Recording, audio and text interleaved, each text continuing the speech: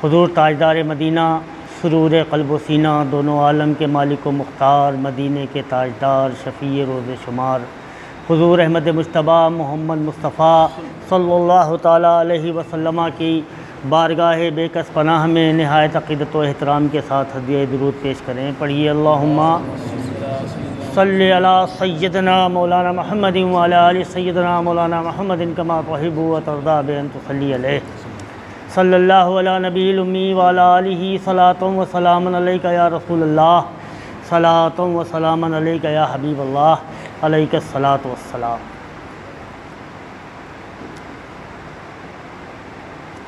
हज़रात गिरामी, ये मुतबर्रक महीना जिसे हम और आप माह मिलादुन नबी सल्लल्लाहु अलैहि वसल्लम के नाम से भी याद करते हैं, ये हुज़ूर नबी करीम अलैहिस्सलातु व तस्लीम की इस आलम में तशरीफ़ आवरी से मंसूब है।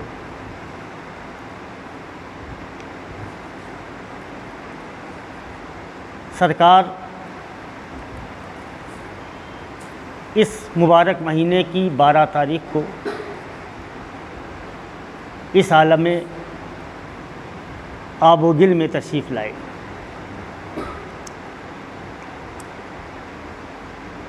हम और आप नहायत खुशकिस्मत हैं कि हमें और आपको अल्लाह ताला ने अपने महबूब के उम्मती होने का शरफ़ अता फ़रमाया। अब हमारा और आपका बहैसियत उम्मती, बहैसियत ग़ुलाम, बहैसियत नामलेवा ये फ़र्ज़ बनता है कि इस माह मुबारक में अपने आका और मौला के ज़िक्र पाक का जितना ज़्यादा से ज़्यादा एहतमाम कर सकते हों करें। महफ़िल मीलाद मुनक़िद करें। नातख़्वां हज़रात अगर दस्तयाब हों, आपको मिल सकते हों तो नातख़्वानी का एहतमाम करें। सरकार की सीरत तैयबा को बयान करने वाले मुक़र्रिरीन अगर आपके हल्क़े अहबाब में हों तो उन्हें दावत दें और उनसे ज़िक्र रसूल सुनें, ज़िक्र सीरत रसूल सुनें, सरकार की के हुस्न का तज़किरा सुनें, सरकार की रहमत का तज़किरा सुनें, सरकार के अरफ़ा व आला मरातिब का सिलसिला सुनें, तज़किरा सुनें। और मेरा अपना नज़रिया ये है कि अपने मोहसिन का एहसान उतारने का सबसे अच्छा तरीक़ा ये है कि उसकी याद बनाई जाए और आला पैमाने पर बनाई जाए। जिस मनसब की शख्सियत है उस मनसब के लिहाज से याद बनाई जाए। 9, 10 और 11 रबीउल अव्वल शरीफ को अपने अपने घरों में चिरागां करिए, झंडियाँ लगाइए, झंडे लगाइए, गलियों को रोशन कर दीजिए ताकि वो लोग जो इस बात से नावाकिफ़ हैं कि ये महीना कितनी बरकतों का हामिल है, ये तारीख़ कितनी बरकतों की हामिल है, वो जान जाएं। वो आपसे सवाल करें कि ये तैयारियां, ये जश्न, ये सजावट किस लिए है, तो आप बता सकें कि इस महीने में उस तारीख़ को हमारे आका और मौला इस दुनिया में तशरीफ़ लाए थे जिनके सदक़े तुफ़ैल में हम मुसलमान हैं। ये सच है कि इंसान इस दौर में मादियत की तरफ ज़्यादा रुजू है। उसका पूरा ज़हन, उसकी ज़िंदगी का मकसद सिर्फ़ मादियत पर मुनहसर है। लेकिन रूह की ताज़गी भी ज़रूरी है, रूह को ज़िंदा रखना भी ज़रूरी है, रूह को बालिदगी देना भी ज़रूरी है। और उसके लिए ज़िक्र रसूल से बेहतर कोई चीज़ नहीं हो सकती। जश्न आमद रसूल से बेहतर कोई चीज़ नहीं हो सकती है। देखिए, आपका वतन अज़ीज़ है और उसका यौम आज़ादी आता है, तो आप हत्तुल इम्कान जश्न आज़ादी को जिस अंदाज से भी मना सकते हैं मनाते हैं। इस साल तो कोई घर ऐसा नहीं बचा था जिसके ऊपर झंडा ना लगा हो। ये नहीं पता कि मोहब्बत में या खौफ में, बहरहाल झंडे लगे थे। क्यों? एक पैगाम आप देना चाहते हैं जश्न आज़ादी मनाने से और झंडा लगाने से और घरों की सजावट करने से और स्कूलों की सजावट करने से और मदरसों की सजावट करने से एक पैगाम देना चाहते हैं आप कि हमको अपने वतन अज़ीज़ से मोहब्बत है, हमको इसके यौम आज़ादी से मोहब्बत है, हमें यौम आज़ादी याद है कि इस दिन हम आज़ाद हुए थे, इस दिन ग़ुलामी से छुटकारा मिला था। तो आप अगर उस ज़ात अक़दस की आमद की तारीख़ को जश्न मनाएंगे जिसने आपको मासियत से छुटकारा दिला दिया, जिसने आपको आज़ादी दिला दी, जिसने आपको ईमान की दौलत से सरफराज कर दिया, जिसने आपको एक अल्लाह वाहदहू ला शरीक की इबादत करना सिखा दिया, तो उसका जश्न अगर आप मनाएंगे तो कौन सी कबाहत है, कौन सा फतवा है, कौन सा मसला है। दुनियावी डर और दुनियावी खौफ आपको इस हद तक ले जाता है कि आप बज़ाहिर शरई आदमी होने के बावजूद वो काम करते हैं कि एक पैगाम पहुंच जाए कि आप मोहब्बत कर रहे हैं। तो इस पैगाम को पहुंचाने में, इस पैगाम को दूसरे तक पहुंचाने में या अपनी रूह की ताज़गी के लिए ये जश्न मनाने में कौन सी कबाहत है, कौन सा गुनाह है। आप अपने मशागिल में, अपने रोज़गार में, अपने बच्चों की परवरिश में, अपने घर वालों की तलाश माश में इतना मशगूल हैं, इतना मुनहमिक हैं कि आपको मौका ही नहीं मिलता है कि आप ज़िक्र रसूल करें। आप ज़िक्र रसूल की महफ़िल को सजाते ही नहीं हैं। ये सिर्फ़ ये 12 दिन हैं जो अल्लाह की तरफ से आपको एक मौका दिया गया है कि आप अपनी रूह को ज़िंदा कर लें, अपने क़ल्ब को ज़िंदा कर लें, अपने ईमान को ज़िंदा कर लें और अक़वाम आलम को ये पैगाम दे दें कि हम उस ज़ात अक़दस के मानने वाले हैं, उस ज़ात अक़दस के उम्मती हैं, उस ज़ात अक़दस के ग़ुलाम हैं जिसने पूरी इंसानियत को हिदायत अता फ़रमाई है, जो पूरी इंसानियत का हादी है। लोग कहते हैं कि पहले झंडे नहीं लगते थे, अब लगने लगे, कहते हैं लोग। 8 साल की आपकी उम्र से आप नमाज भी नहीं पढ़ते थे, क्यों पढ़ने लगे? 8 साल और 10 साल की उम्र तक आपने नमाज नहीं पढ़ी, फिर क्यों पढ़ने लगे?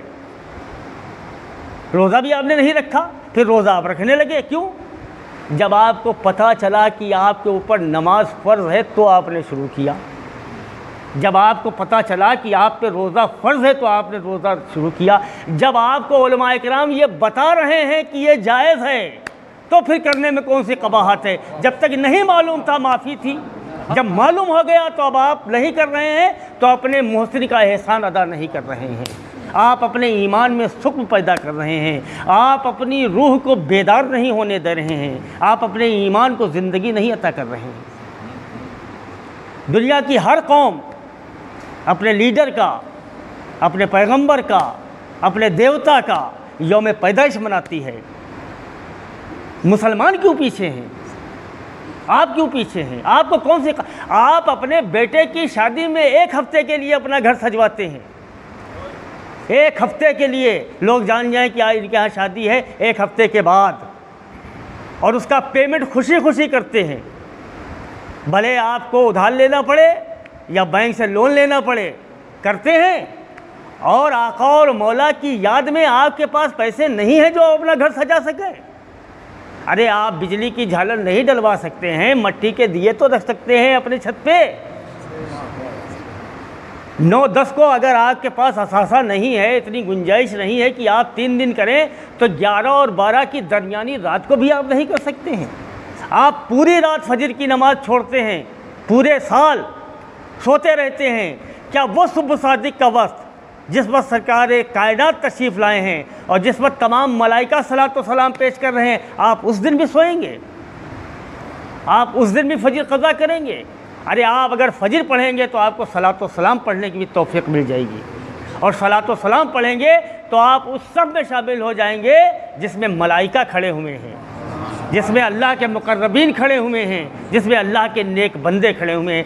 मशागिल हैं, आदमी अपनी ज़िंदगी में बहुत मशगूल है, वक्त नहीं है उसके पास, लेकिन जिस तरह आप अपने दुनियावी चहीतों के लिए वक्त निकालते हैं, दुनियावी चहीतों के लिए वक्त निकालते हैं, और ऐसा निकालते हैं कि उनकी चाहत में आप नमाज़ें क़ज़ा करते हैं।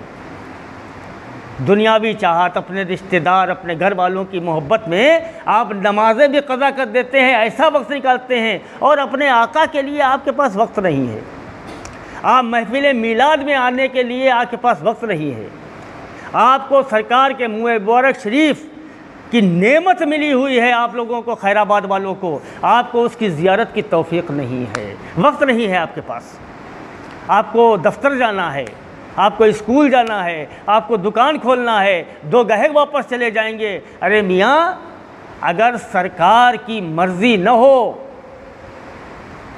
सरकार की खुद की ये चाहत न हो, तो आप एक पैसे के भी कोई अपना सामान नहीं बेच सकते हैं।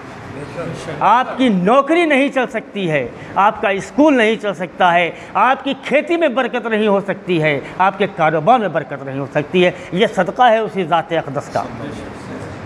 तो एहसान को अदा करने का इससे बेहतर और कोई तरीक़ा नहीं है। नमाज़ पढ़ते हैं आप कहते हैं कि हम तो रसूल का कहना मानते, नमाज़ पढ़ते हैं। देखिए, थोड़ी देर के लिए सच्चे दिल से अपने गरेबान में मुँह डालिए और ये देखिए कि आप नमाज अल्लाह और उसके रसूल की खुशनुदी के लिए पढ़ते हैं या जन्नत के लालच में पढ़ते हैं, दोज़ख के डर में पढ़ते हैं। थोड़ी देर के लिए ख़ुद फैसला कर लीजिएगा। अल्लाह की खुशनुदी के लिए नमाज़ पढ़ने वाले बहुत कम होंगे। हम भी उसमें शामिल नहीं है ना, बस कहिएगा कि मैं आपको कह रहा हूँ, मैं भी उसी में शामिल हूँ। जन्नत का लालच और दोज़ख का डर आपको मस्जिद लाता है और नमाज़ पढ़वाता है। अल्लाह और उसके रसूल की खुशनुदी नहीं शामिल है। अगर अल्लाह और उसके रसूल की खुशनुदी शामिल हो तो आपकी नमाज नमाज हो जाए, आपके सजदे सजदे हो जाएं, आपके रुकू रुकू हो जाएं, और आपकी ज़बान पे ये शिकवा ना आए कि हम नमाज़ पढ़ते हैं दुआ कबूल नहीं होती है, हम रोज़े रखते हैं दुआ कबूल नहीं होती। वजह सिर्फ ये है कि आप नमाज़ तो पढ़ते हैं मगर नमाज को नमाज की तरह नहीं पढ़ते।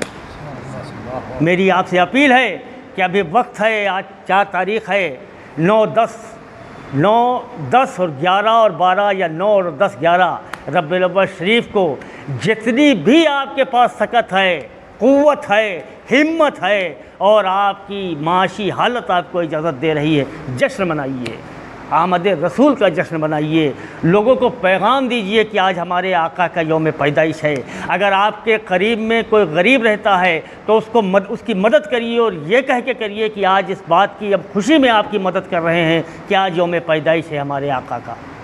और उसे मत ये देखिए कि वो कलमा गो है या कलमा गो नहीं है। इसलिए आका और मौला पूरी इंसानियत के लिए रहमत बनकर आए हैं, मुसलमानों के लिए नहीं, सिर्फ मुसलमानों के लिए नहीं, सबके लिए। अगर आपके पड़ोस में कोई है ऐसा जो कलमा गो नहीं है, परेशान है या परेशान नहीं भी है, लेकिन अगर आप उसको कुछ तोहफे में देंगे, आपको कुछ नहीं, 5 रुपए की एक चॉकलेट भी दे सकते हैं आप।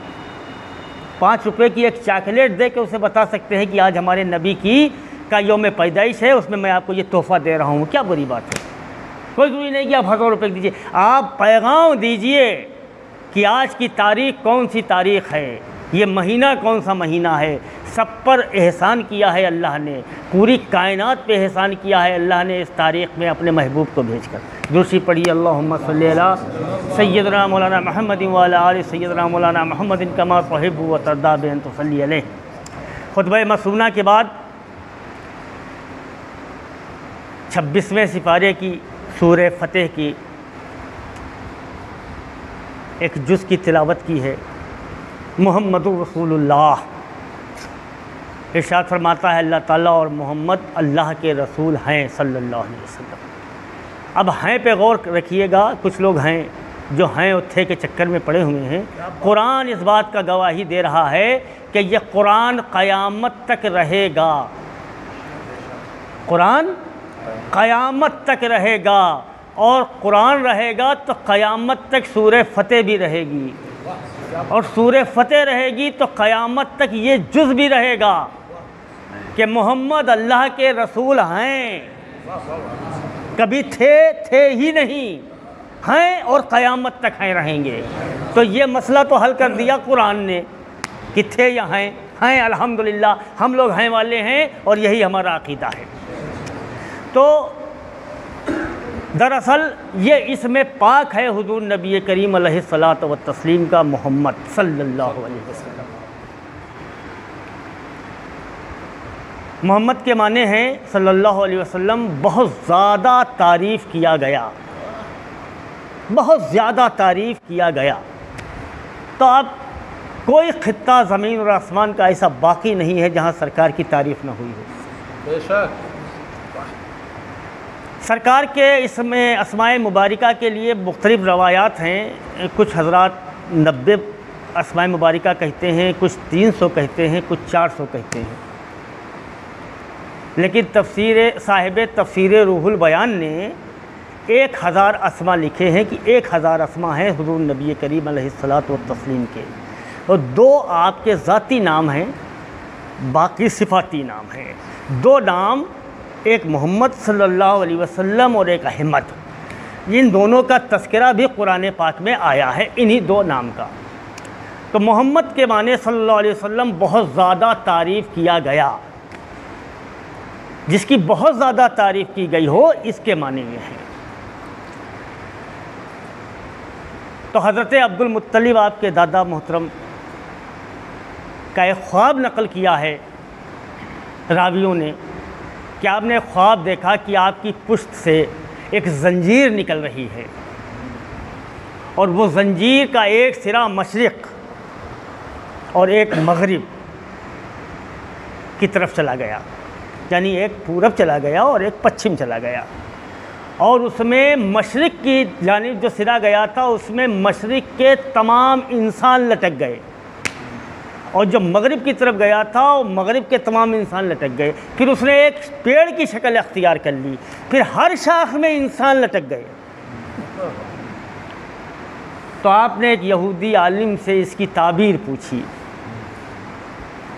तो यहूदी आलिम ने कहा कि इस ख्वाब की ताबीर ये है कि आपके पुश्त से एक साहिबजादे की पैदाइश होगी, और उनका नाम, उनकी शोहरत, उनका ज़िक्र, उनकी तारीफ़ मशरिक़ से मग़रिब तक लोग करते रहेंगे, और क़यामत तक ये सिलसिला चलता रहेगा। और ये पेड़ जिसमें लोग लटके हुए हैं, ये पेड़ उनके आशिकों, उनके ग़ुलामों, उनके उम्मतियों की तरफ इशारा कर रहा है। तो जब आपकी पैदाइश हुई तो आपका नाम मुबारक मोहम्मद रखा गया सल्लल्लाहु अलैहि वसल्लम। तो कुरैश मक्का ने आपके दादा मोहतरम से एतराज़ किया कि तुम्हारे आबा व अजदाद में किसी का ऐसा नाम नहीं था, तुमने ये नाम क्यों रखा है? तो आपने फरमाया कि मुझे इस बात का यकीन है कि ये मेरा पोता, इसकी दुनिया में बहुत तारीफ़ की जाएगी, इसलिए मैंने इसका ये नाम रखा है मोहम्मद। सरकार ने फरमाया कि जो मेरी ताज़ीम में और मेरी मोहब्बत में अपने बेटे का नाम मोहम्मद रखेगा तो बाप और बेटे दोनों जन्नत में दाखिल होंगे, मैं ज़मानत लेता हूँ। बाप और बेटे दोनों के लिए जन्नत का है।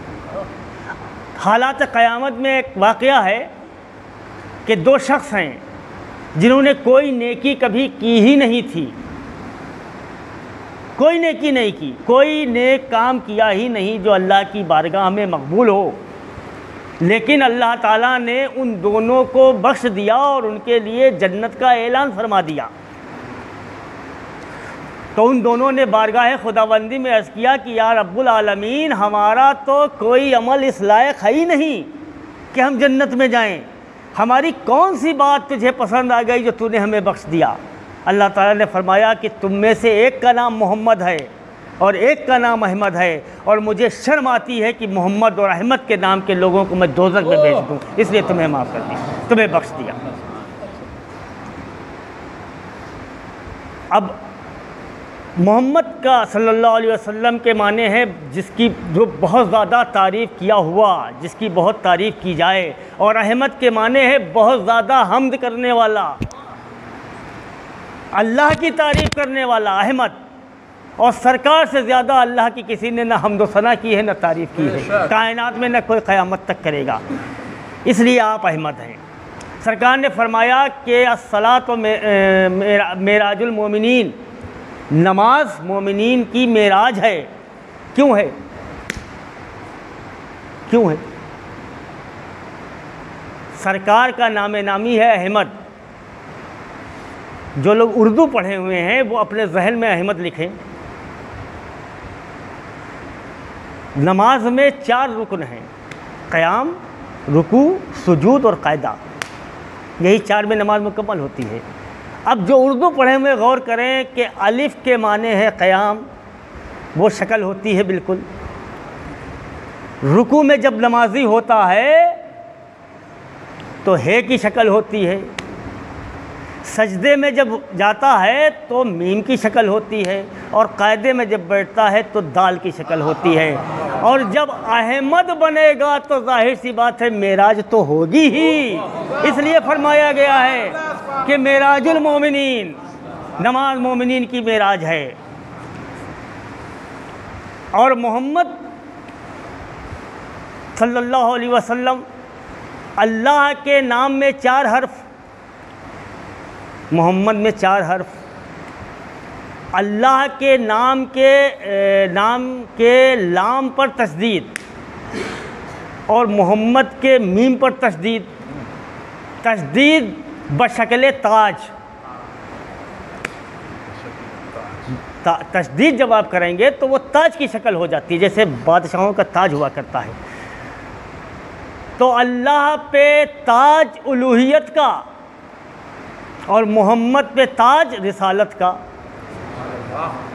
अल्लाह में कोई नुक्ता नहीं, मोहम्मद में कोई नुक्ता नहीं। अल्लाह की ज़ात बेअयब, मोहम्मद की ज़ात बेअयब सल्लल्लाहु अलैहि वसल्लम। ये फ़ैसले खुदाबंदी है, ये फ़ैसले खुदाबंदी है। और 4 को ऐसा रखा है कि 4 ही पे सब कुछ है।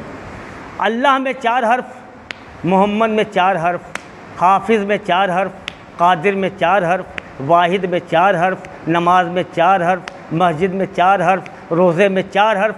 4 ही 4 हैं, और 4 यार भी हैं, और 4 मुकर्रब फरिश्ते भी हैं। तो 4 ही में सब कुछ मुज़मर है। जो 4 का हुआ वो सबका हो गया, जो 4 का हुआ वो कामयाब हो गया, और जो 4 से दूर हुआ वो सबसे दूर हो गया। दुरूशी पढ़िए, अल्लाहुम्मा सल्ली अला सय्यदना मौलाना मुहम्मद व अला आलि सय्यदना मौलाना मुहम्मद कमा तुहिब्बु व तर्दा बिअन तुसल्ली अलैहि सल्लल्लाहु अला नबील उम्मी व अला आलिहि व सलातुम व सलामन अलैका या रसूलल्लाह, सलातुम व सलामन अलैका या हबीबल्लाह, अलैका सलातु व सलाम। और इस नाम पाक की शीरीनी, इसकी मिठास, और ये नाम पाक बज़ाते ख़ुद पैगाम है मोहब्बत का, बज़ाते ख़ुद। जब आप ये नामे नामी अपनी ज़बान से अदा करते हैं, जब भी आपको अल्लाह तौफ़ीक़ दे और आप ये नाम लें, तो आप गौर करिएगा कि नाम पाक को अदा करने से पहले ही आपके दोनों होठ मिल जाते हैं, दोनों होठ आपके मिल जाएंगे। बग़ैर मिले आप इस नामे नामी को ले ही नहीं सकते हैं। तो ये मिलाप, मोहब्बत रवादारी, इंकिसारी की तालीम देने वाला नाम पाक है। ये मोहब्बत का पैगाम देने वाला है। जब तक होठ नहीं मिलेंगे, जब तक नाम पाक आपसे अदा नहीं हो सकता है। जब तक आप और आप नहीं मिलेंगे, जब तक आपका ईमान मुकम्मल नहीं हो सकता है। सरकार ने फरमाया कि एक मोमिन दूसरे मोमिन के लिए ऐसा है जैसे एक दीवार की ईंटें, एक निकाल दीजिए तो जगह खाली हो जाती है और बुरा मालूम देने लगता है, ऐब पैदा हो जाता है। ये मोहब्बत है। सरकार का नामे नामी खुद मोहब्बत का पैगाम है।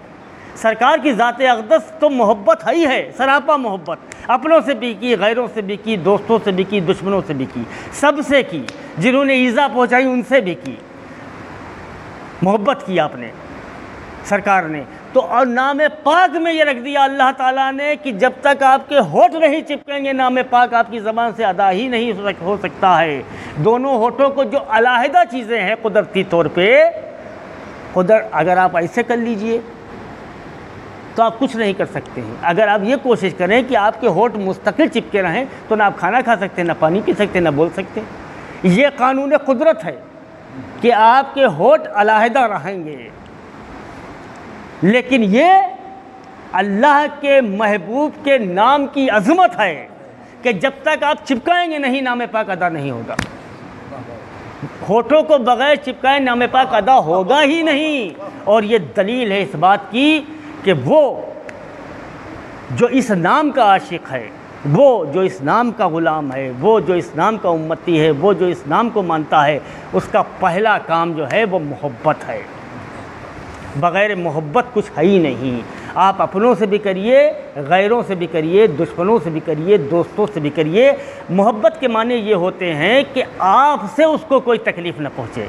मोहब्बत के माने ये नहीं है कि आप उसके घर के चक्कर काटने लगिए और एक कागज़ कलम लेके उसको लिख के भेजने लगिए, वो अंग्रेज़ी में एक जुमला है लिख के भेजा जाता है। ये मोहब्बत नहीं है। मोहब्बत का मतलब ये है कि आपसे उसको कोई तकलीफ़ न पहुँचे, वो आपको तकलीफ़ पहुँचाए उसके बावजूद भी आप उसके साथ अच्छा सलूक करें, अच्छा रवैया रखें। ये मोहब्बत है। और इसी मोहब्बत का पैगाम दिया सरकार दो आलम सल्लल्लाहु अलैहि वसल्लम ने, इसी मोहब्बत का पैगाम दिया इस्लाम ने। यही मोहब्बत थी जो अल्लाह ने कायनात को बनाया है, वरना कोई ज़रूरत नहीं थी। अगर अल्लाह को अपने महबूब से मोहब्बत न होती तो कायनात की तख्लीक न होती। अगर अल्लाह को अपने महबूब से मोहब्बत न हो तो मैदान महशर नहीं कायम होगा। फ़कत इतना सबब है इनेकाद रोज़ महशर का कि उनकी शान महबूबी दिखाई जाने वाली है। इसके अलावा और कोई महशर का कोई मकसद ही नहीं है। अल्लाह अला कुल्ले शैइन कदीर है। आज आदमी मरे, आज ही फैसला कर दे तुझे जन्नत में जाना है कि दोज़ख में जाना है। सैकड़ों साल ऐसा वक्त है जिसके बारे में पता ही नहीं है कि कब हिसाब होगा, कब किताब होगा, कब जन्नत मिलेगी, कब दोज़ख मिलेगी। ये क्यों है? कायनात में लोग पैदा होते रहेंगे, मरते भी रहेंगे, पैदा होते रहेंगे, मरते भी रहेंगे। रोज़ रोज़ नहीं दिखाना चाह रहा, वो एक दिन दिखाएगा अपने महबूब को जब वो मकाम महमूद पर तशरीफ़ फरमा होंगे और जिसकी चाहेंगे उसकी शफ़ाअत फरमा देंगे, जिसको चाहेंगे उसको जन्नती बना देंगे। दुरूद पढ़िए अल्लाहुम्मा सल्ली अला सय्यदना मौलाना मुहम्मद व अला आलि सय्यदना मौलाना मुहम्मद बारिक वसल्लम। बहरहाल वो नूर मुतबर्रक पैकर बशरियत में जब इस आलम में तशरीफ़ लाया तो रबीउल अव्वल शरीफ का महीना था, सुबह सादिक का वक्त था, दोशंबे का दिन था। तमाम मलाइका आपके दर अक़दस पर सलातो सलाम का नज़राना पेश कर रहे थे। आइए हम आप भी खड़े होकर सलातो सलाम का नज़राना पेश